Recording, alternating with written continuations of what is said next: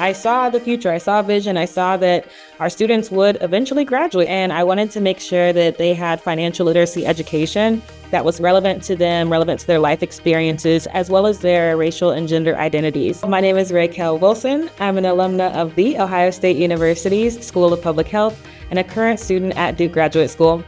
I served in the 2019 Greater Tulsa Corps, where I taught biology and personal finance at Tulsa University Prep High School. I became a certified financial education instructor through my school's professional development fund, created a personal finance curriculum for those students, and that's what turned into my first workbook series. Now I have the honor to be able to serve folks across the country and across the world and building their wealth journeys and overcoming financial traumas, healing through those, and being able to receive relatable and easy to apply education and information for their wealth journeys. I serve in the education technology sector as CEO of Raise the Bar Investments, where we create financial literacy curriculum and books like the internationally selling Black Wealth Freedom series, as well as the Money Talks workbook, which I shouted out my TFA experience. I also serve as CEO of For Our Last Names, where we empower early career professionals to unlock financial freedom through customized pathways, actionable education, and secure financial partnerships. After teaching a investment personal finance lesson for my students, one of them asked, "Miss Wilson, how do I start investing?" And they heard about my success investing and paying off my student loans in under 2 years. And then they saw the lesson and they're like, "Okay, give me the deets."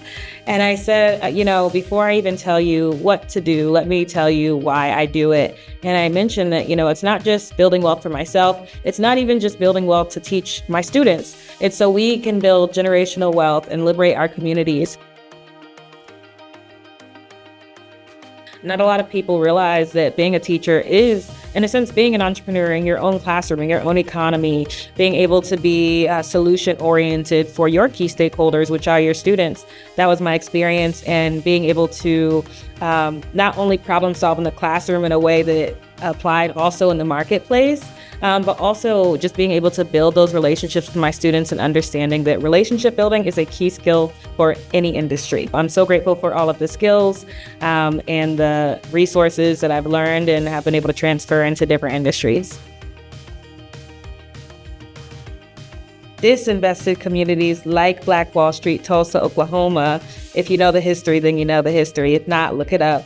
Our students had a lot of generational trauma, not only with systems that were meant to protect them, but also trauma within their lifetime. I mean, I was teaching in the middle of the pandemic, so not only were students not able to afford food, but students weren't able to afford masks. We had graduating seniors that weren't able to afford caps and gowns.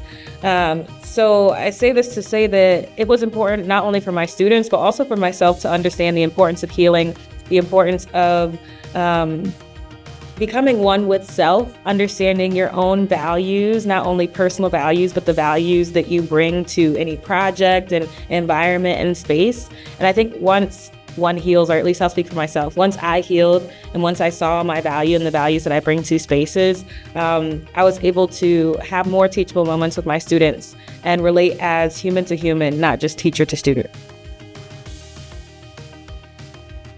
I always say the best place to start in one's career path is service. I talk a lot about this and how to invest in yourself. Well, invest in yourself by first investing in the community. I will say that Teach for America was a great landing spot post-undergrad to be able to understand how my leadership abilities not only could grow in the classroom, but also could directly impact future leaders from the classroom. Ultimately, I learned that the best way to make a difference is by starting with service, by leading with understanding your specific community that you are in at the time, by listening to that community, and then starting to serve. Listen, learn, and serve.